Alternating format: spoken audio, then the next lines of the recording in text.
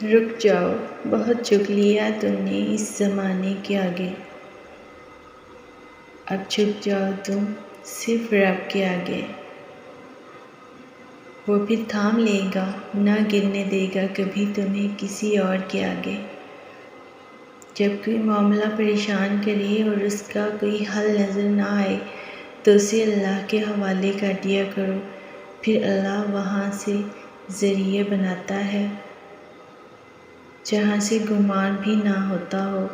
جس کی دسترس میں دو جہان ہیں، اس کے لیے تمہارا معاملہ آسان کرنا بھلا کیا مشکل۔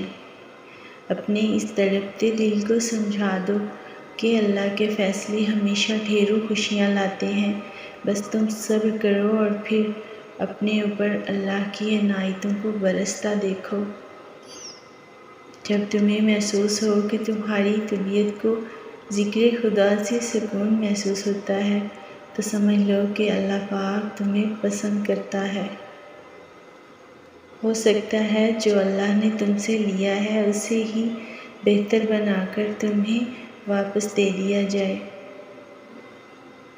یہ سوچ کر پریشان نہ ہوا کرو کہ تمہارے ساتھ کوئی نہیں ہے۔ تمہارے ساتھ تو وہ ہستی ہے جو تمہارے دکھ کو سکھ میں اور غم کو خوشی میں بدلنے والی ہے۔ تمہارے لیے آگے بے شمار معجزے ہیں، بس اللہ کی رسی کو مضبوطی سے پکڑ کر رکھنا۔ دل ریزہ ریزہ ہو کر بھی، بکھر کر بھی اللہ سے مانگتے ہیں تو پھر کائنات کی کوئی بھی قوت ان کی دعاؤں کو نہیں ہرا سکتی۔ پھر ان کی زبان جو کہتی ہے اللہ سے ممکن کر کے رہتا ہے۔ نہ دیر سے ملتا ہے اور نہ ہی جلد، بس اللہ کی رضا کے مطابق ملتا ہے اور بے شمار ملتا ہے جب تم اس کی رضا میں راضی ہو جاتے ہو۔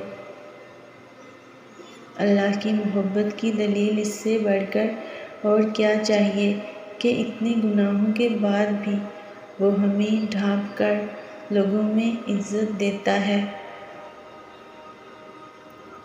لوٹ جاؤ اپنے رب کی طرف اور کہو بھٹک گیا تھا میں۔